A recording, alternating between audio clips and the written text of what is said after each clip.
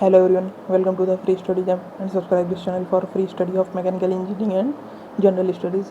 तो आज हम लोग बात करेंगे प्रोडक्शन के क्वेश्चन नंबर 661 से लेकर 690 तक के। इससे पहले हम लोग आर के जैन बुक से strength of material, theory of machine, fluid mechanics, heat transfer और थर्मोडायनेमिक्स को कवर कर चुके हैं। तो इसकी मैंने अलग से प्ले लिस्ट बना दी, तो आप लोग जाके उसको देख सकते हैं। इसके अलावा आप लोग टेलीग्राम ग्रुप को ज्वाइन कर लीजिएगा, target selection equal to mechanical with GS नाम से है। तो वहाँ पे हर संडे को एसएससी जेई के लिए फुल टेस्ट होता है फॉर टेक्निकल पोर्शन। ओके, तो स्टार्ट करते हैं आज का लेक्चर।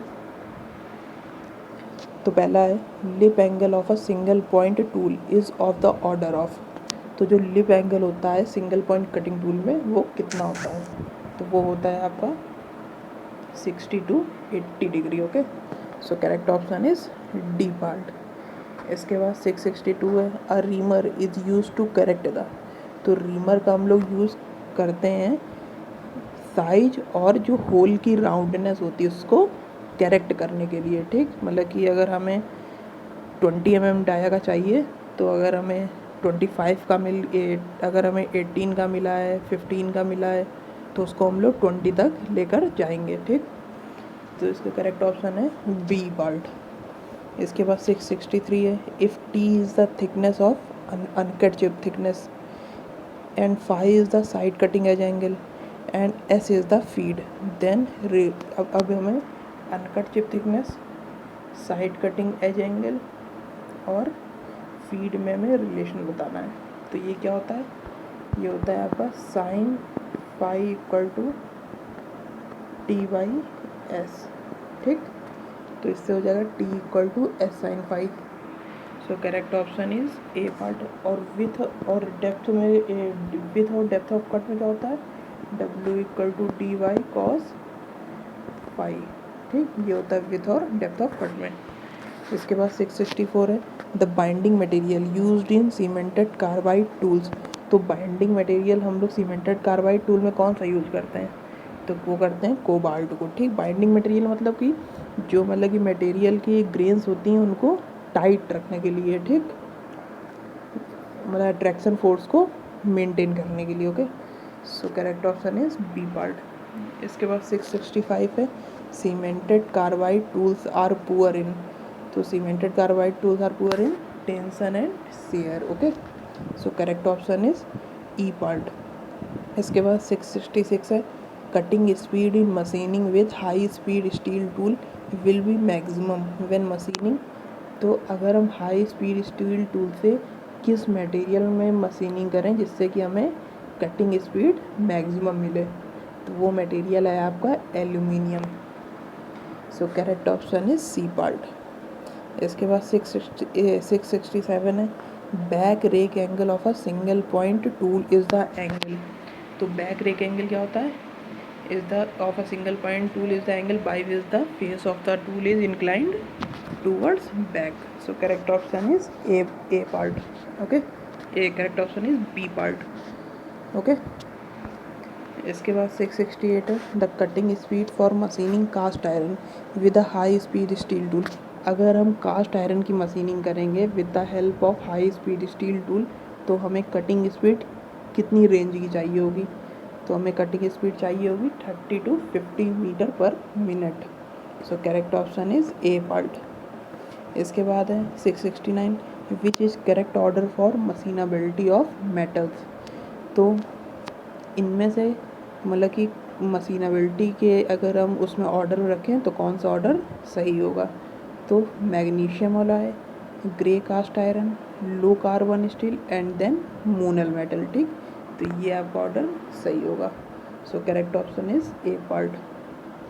इसके बाद 670 है, the angle measured in the diametral plane between the face of the tooth and the radial line passing through the tooth cutting edge of a milling cutter is known as rake angle. Okay, so correct option is A part. इसके बाद 671 है, for particular cutting speed the tool material in order of tool life are. तो इसमें देखिए सबसे ज़्यादा आपकी जो टूल लाइफ होगी वो होगी हाई स्पीड स्टील की, उसके बाद सीमेंटेड कार्बाइड की, उसके बाद सेरेमिक एंड ऑक्साइड्स की। ठीक, सो करेक्ट ऑर्डर ये है आपका बी पार्ट। इसके बाद 672 है tool cutting forces with increase in cutting speed. तो अगर आप कटिंग स्पीड को इंक्रीज़ करेंगे तो आपका टूल कटिंग फोर्स भी लीनियरली इंक्रीज़ करेगा। Okay, so correct option is B part. इसके बाद 673 है the cutting speed for milling cast iron with high speed steel tool. अब हम लोग कास्ट आयरन की मिलिंग कर रहे हैं, ठीक, कास्ट आयरन का हम लोग मिलिंग कर रहे हैं with the help of high speed steel milling cutter, ठीक। अब हमें इस केस में कितनी स्पीड चाहिए होगी, तो वो चाहिए होगी 10 to 16 मीटर पर मिनट, ठीक। तो आपको देखिए क्या क्या ध्यान देना है। एक तो हमारा टूल किसका बना हुआ है, दूसरा हमारा वर्क पीस कौन सा है, ठीक, और इसके बाद हमें कौन सा प्रोसेस हो रहा है, ठीक। तो इसमें मिलिंग प्रोसेस हो रहा है और आपका ये मटेरियल है कास्ट आयरन और आपका टूल है हाई स्पीड स्टील। तो करेक्ट ऑप्शन होगा बी पार्ट। इसके बाद 674 है and relief angle of a single point tool is the angle of single point tool is the angle between the surface of the flank immediately below the point and a line drawn from the point perpendicular to base। Okay, तो ये जो आपकी definition है, जैसे कि and relief angle की हो गई, साइड रिलीफ एंगल की हो गई, साइड कटिंग एज एंगल हो गए, मतलब कि जितने भी आपके टूल सिग्नेचर में जितने भी एंगल आते हैं उन सब की आपको डेफिनीशन आनी चाहिए, ठीक। क्योंकि वो मतलब सीधे आपसे पूछ देगा साइड कटिंग एज एंगल बताओ उसकी, और वो आपको ऑप्शन में 4 वो डेफिनीशन दे देगा और आपको उसको टिक करना होगा, ठीक। तो इनको आप लोग डेफिनीशन इनकी देख लीजिएगा, ठीक।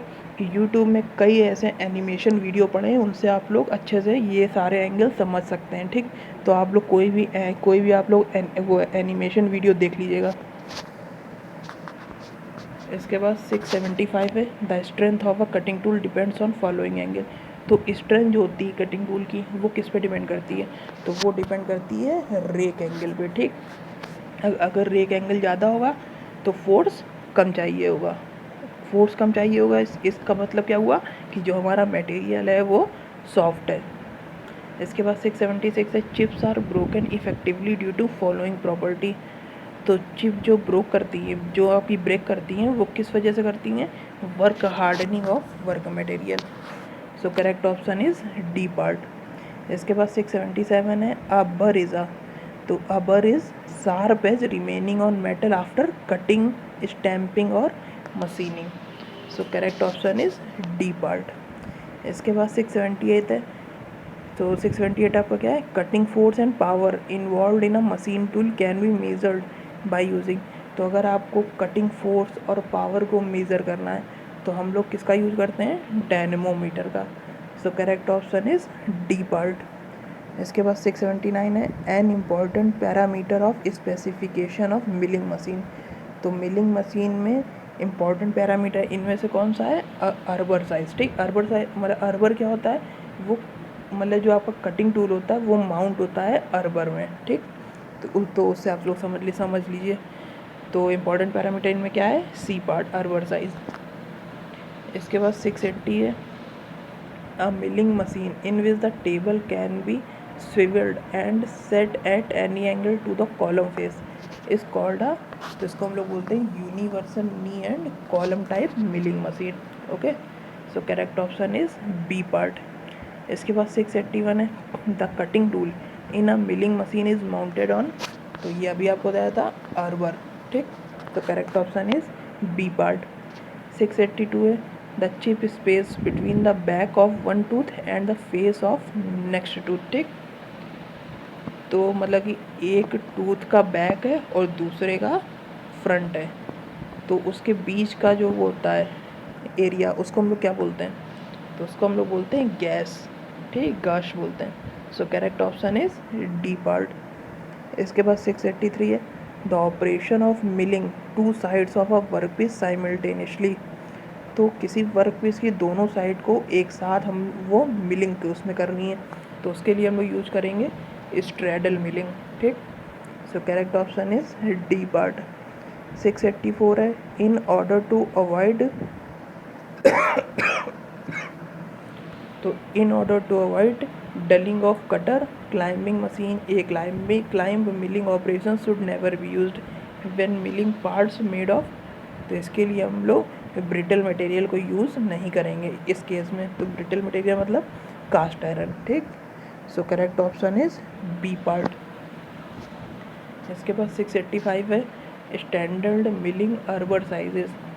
तो 25.4 mm, 27 mm, 32 mm, 31.75 mm।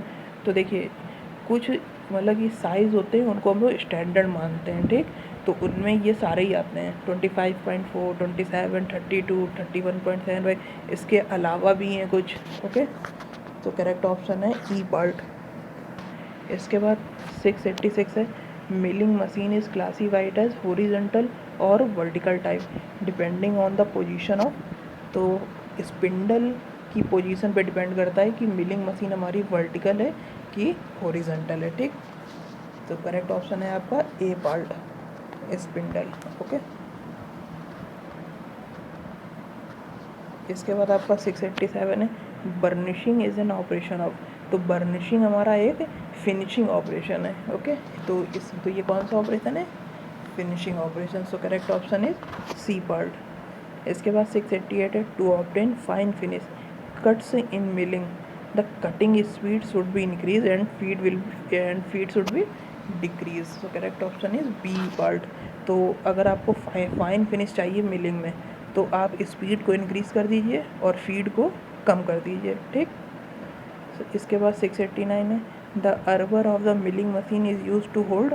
तो अभी आपको 2 क्वेश्चन इस टाइप के आ चुके हैं। तो अर्बर का हम लोग यूज़ क्यों करते हैं? कटिंग टूल को होल्ड करने के लिए, ओके।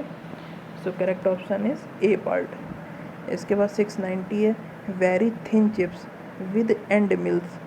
तो very thin chip with end mill dull the cutting edge quickly, ठीक। अगर चिप आपकी बहुत थिन होगी तो आपकी जो कटिंग एज जो है वो जल्दी आपकी डल हो जाएगी, okay. So correct option is A part. तो ये हो गए आपके 30 क्वेश्चन। इसके बाद के हम लोग 30 क्वेश्चन नेक्स्ट लेक्चर में देखेंगे। इसके अलावा आप लोग टेलीग्राम ग्रुप को ज्वाइन कर लीजिएगा और प्लीज़ चैनल आप लोग सब्सक्राइब कर लीजिए, okay. So thank you guys and subscribe this channel.